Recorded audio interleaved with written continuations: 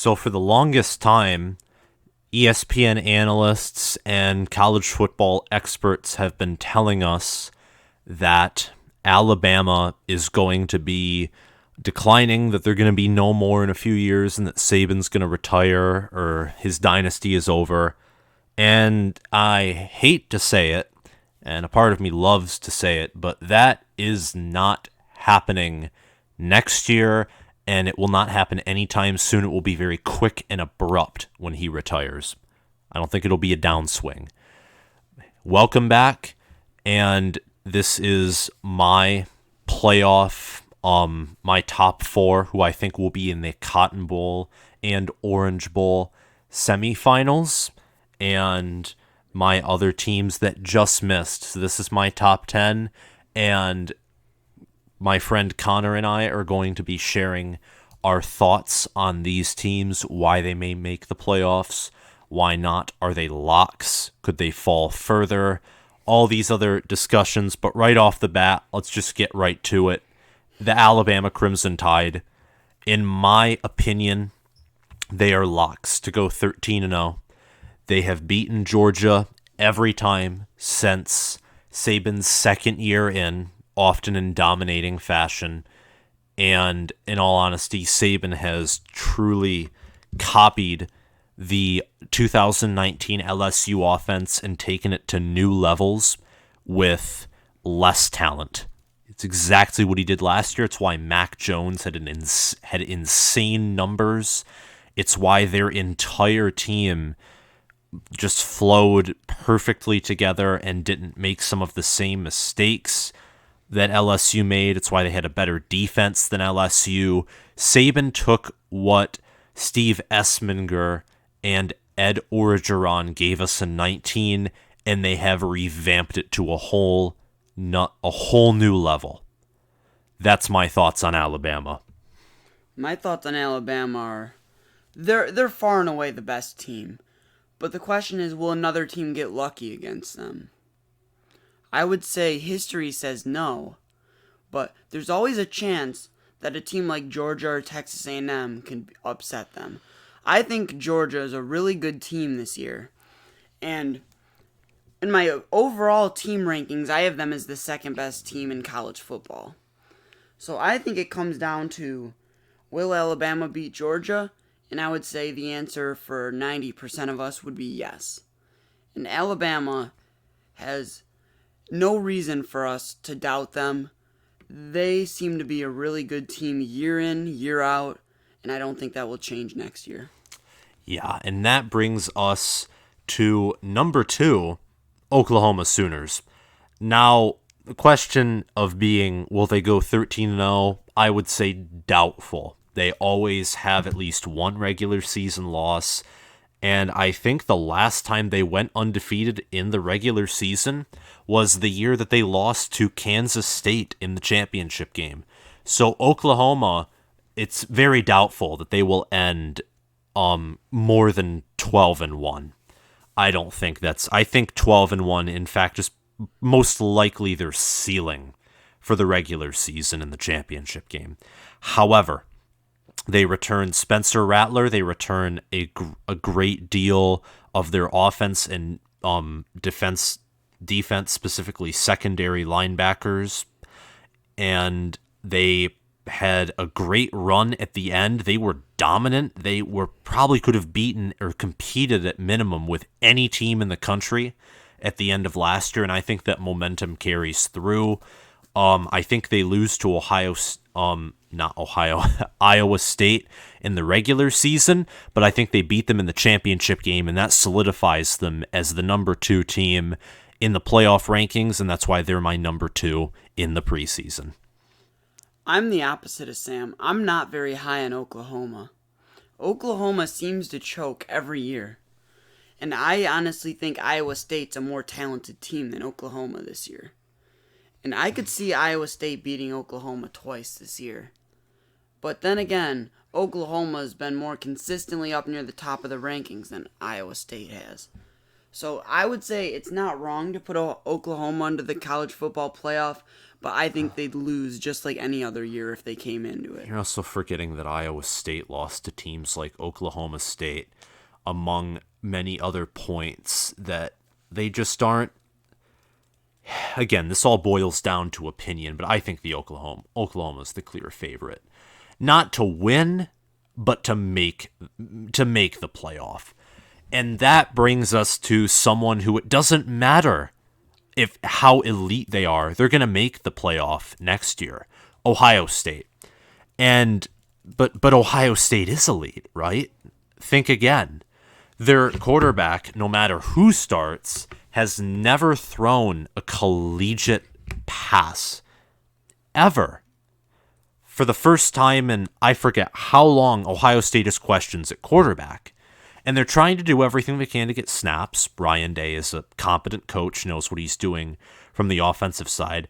But not only do they have to find a way to reproduce what happened with Fields, their defense needs to be fixed. And being a defense, I think their secondary was ranked in like the bottom 10 in America or something crazy like that. An Ohio State fan was telling me about this. They need to fix their secondary, and they need to make sure their offense can maintain production. But even if they can't do these things, they are still my favorites to win the Big Ten because every other team has a more incompetent scheme, for the most part has a more inept coach, and no one has their talent. They have everything going for them. They could be run by a tree in a pot with no soil and still win the Big Ten. That is how easy Ohio State's road is, and I don't think they will fall here. They'll lose to, I think, one team in the regular season because I think someone will finally hand them a regular season loss. You can't go so long without losing a regular season game, and I think it'll be early. I completely agree with you when it comes down to Ohio State being the most talented team in the Big Ten. I don't really see any of these teams beating Ohio State. Sam has Wisconsin at 6th in the country, but I don't see them as being that good. A team like Wisconsin, they never have a good quarterback, and they never seem to have a decent enough offense to be able to put up points in a shootout. That is my point for why they can't beat Ohio State. Yeah, even if they do reach the championship game, and even if they are, by all means, the better team, because this has happened where the better team loses, they have an inferior scheme, an inferior talent. So even if Paul Chryst is the better coach, Ohio State is 2 out of the 3. And more than 2 out of 3 times, they're going to win that matchup. Wouldn't you agree? I completely agree on that. I think Ohio State's clearing away the Big Ten favorite. Even though this is probably going to be one of the least talented Ohio State teams we've seen in the past few years, they're still miles above any other team in the Big Ten. Exactly. And what's even worse about this, and this is the perfect part to transition into the next team, Ohio State, first best in the Big Ten. You're talking about the team right next to him is third best in the SEC, Texas A&M. This team, Jimbo Fisher's a solid head coach. They had a solid their defense. I think statistically was the best in the SEC. Was one of the best in the SEC last year, better than Bama's. The issue, of course, was being their offense. They just couldn't. Their offense can't do much against teams that have great defenses. But I think Jimbo Fisher will continue to adapt and continue to climb the playing field in the SEC. I have him losing to Alabama as his only loss, but they'll go 11-1, and seeing how I think the dice will roll, I think they'll sneak in at number 4 and have a chance at rematching Bama. Kellen Mond is gone, but you do have Aaron, I think, A-Chain returning, an explosive playmaker at running back, among with many other starters. To name a few, you do have like a lot of the safety core, and you do have Haynes King and Zach Calzada at quarterback who will battle to replace Kellen Mond. But their offensive line is also very weak. So more questionable is A&M. However, I think they're still clear-cut to be the fourth best team and to reach the playoff. I completely agree with your evaluation of them. I think A&M, I have them in my overall rankings is being the fourth best team in the country. I think Ohio State's a little bit better than them, but I still think Texas A&M could honestly beat Ohio State in a match if they were to go against each other. Yeah.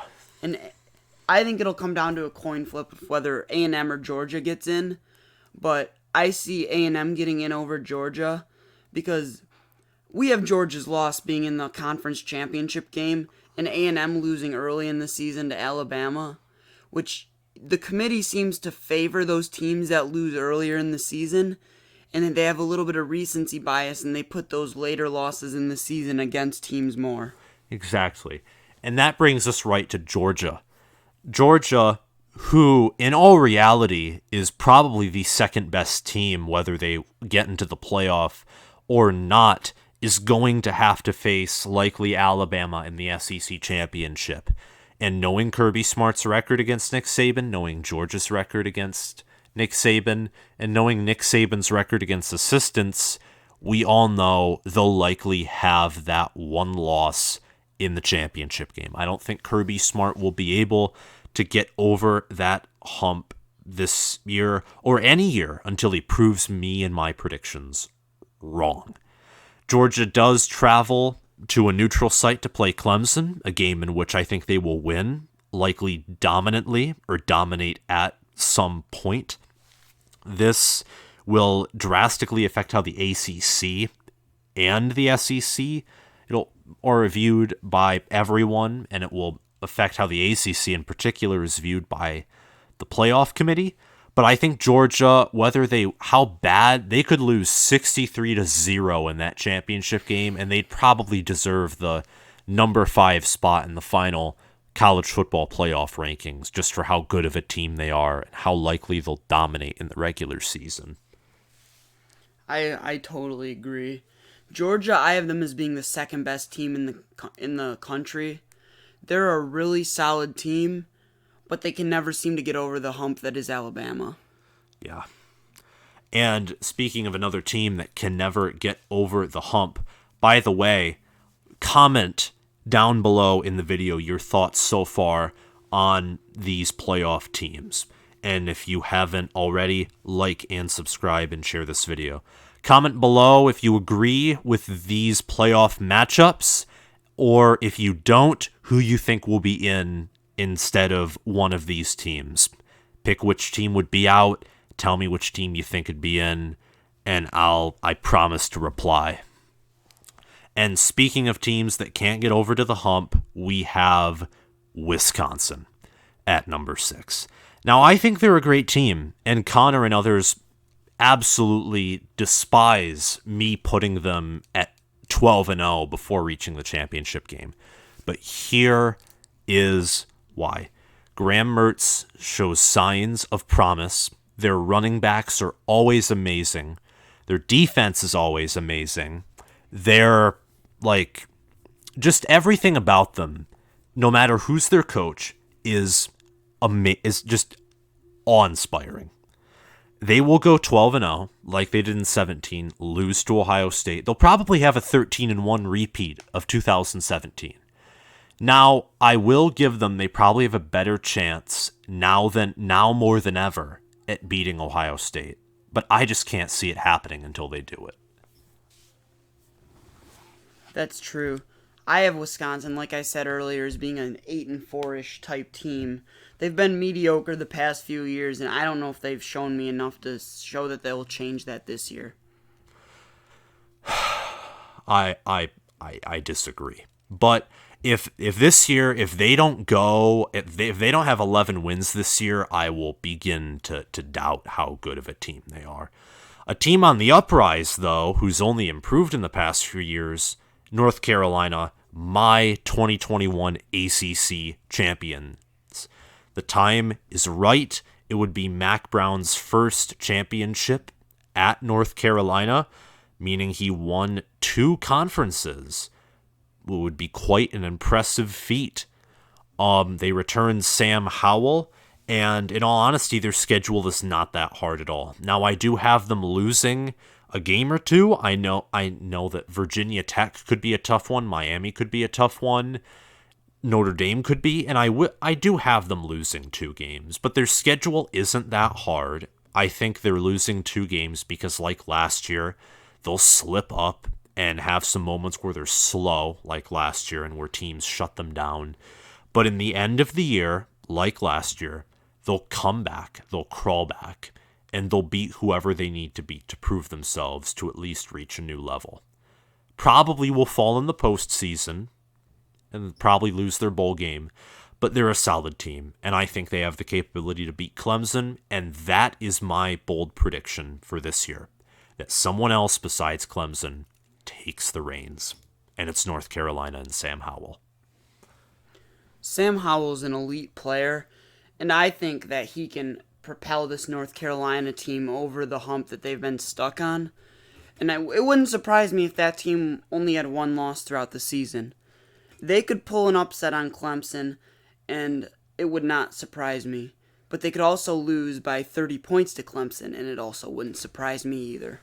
They're probably as much of a boomer bust team as Wisconsin is. They're the risk of this top 10. And to be frank, this brings us here to the team who I have winning at the level of their floor, Clemson.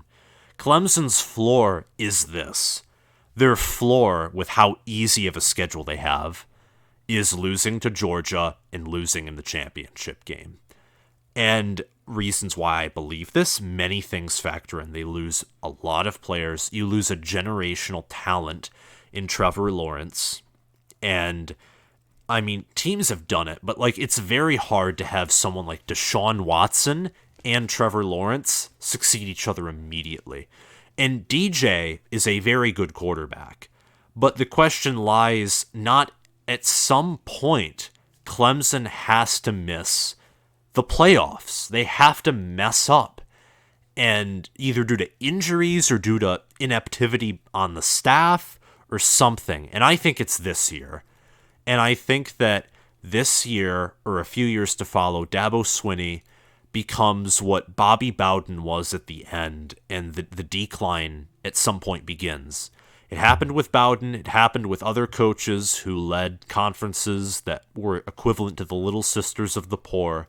And when the Little Sisters grow up, it's not so good for that dynasty team. What are your thoughts on that? I completely agree. The ACC is starting to become a better conference. Teams like North Carolina are coming up and they're pushing Clemson from behind. Don't forget the U. I'm not as high on them this year as Sam is. But North Carolina, they're pushing Clemson from behind. Clemson hasn't had that type of competition the past few years. They're used to just beating up on teams like Wake Forest that just bow down to them and let them go in and crush them 49-0 with not much opposition. Don't forget the same quarterback that played like crap against Michigan in 2019 beat Clemson, and no matter how many opt-outs or anything, your excuses or the excuses of, well, Clemson would have beaten Notre Dame if Lawrence... No. Maybe so, but that doesn't matter. You still lost to Notre Dame once, and every ACC team, after seeing how disappointing Notre Dame was in the postseason, is thinking, well, I can do that too. And Wake Forest and North Carolina State are all looking at North Carolina and shaking their head in agreement that they can do it. And speaking of teams, more appropriately, transitioning to teams that have already proven themselves in a smaller fashion like North Carolina, but in my opinion have a far higher ceiling, is Breece Hall and Brock Purdy and Matt Campbell up in Ames, Iowa, in Iowa State. This team, is like no other that Matt Campbell has coached. They have done they honestly, best Iowa State team that Iowa State has ever had was last year, and this year could top that further. And for once, I do agree with ESPN's Football Power Index. I think that Iowa State should be around number 5 in football power. I have them at 5th. ESPN has them at 4, and me having them in the top 10 and likely winning their bowl game at the end of the year also makes sense. Now, I do think they have a chance at losing to a team like West Virginia or Texas at the end of the year. I have them beating Oklahoma. But this team is solid. They're a team to watch out for. And if you wanted to switch Iowa State and Oklahoma, I would not blame you. I wouldn't even be surprised if that happened, even though I think Oklahoma's a very good team. Iowa State could, you never know. Iowa State could pull a 2013 Michigan State and shock the world by beating a team that looks very good and ends up exposing Oklahoma. I think that Iowa State's the best team in the Big 12. When it comes to just sheer talent of each team, I have them ranked as the 5th best team in the country, in all of football. I think they're a really good team that's returning a lot of offensive depth and players that have had experience in playing in a Big 12 championship game. And I know they're hungry to not let Oklahoma blow them out like what happened last year. They didn't blow them out last year, but yeah. The game was not as close as the score showed. Oklahoma led. Didn't they lead by like 21 points at some point, and then Iowa State crawled back? They clawed their way back, but... Yeah, that's the issue with Oklahoma, too, is that's been the cause of all their losses, is they let these smaller teams crawl back. But a team that is the definition of crawl back in the dictionary is going to be Oregon. And I say crawl back because they aren't really going to be anything special next year. Many people are high on them. I don't think so. I think in order for Oregon to be high, to be that playoff team, they have to prove that they can run through teams like butter and they can score. And they so far really, to me, haven't proven that. They're not the same Oregon that they were at the beginning of the playoff or under Chip Kelly with the spread and all these options and mobile players. They're not the Oregon they were. They're not. They're Wisconsin in their own conference without Ohio State is what I view Oregon as. And I think that will cause them to lose a few games, and they have some inexperience in other positions. I think they lose to Utah in the regular season. They'll lose to UCLA, and I think another team, but they'll win. They'll win and reach their champ. Oh, lost to Ohio State too. They will reach their championship game and win it. They're invincible in the Pac-12 championship game. No matter if it's USC or it's Utah, they're winning their championship game. And that's my thoughts on Oregon. I completely agree. Oregon has the talent on their team. They just haven't proved that they have the consistency. There's some games where Oregon just doesn't show up. But there's some games where Oregon looks like one of the best teams in the whole country. We just got to see what Oregon will get this year. And I have Oregon in a similar ranking to where Sam has them. I think they'll be in the 10-3, 9-4 type range. Yes, I exactly believe that. Well, that's all we have today. Again, these are our top 10 and our playoff rankings. Remember to like and subscribe if you haven't already, and comment below what you would change about this list. Thank you for watching, and can't wait to see you in the next video.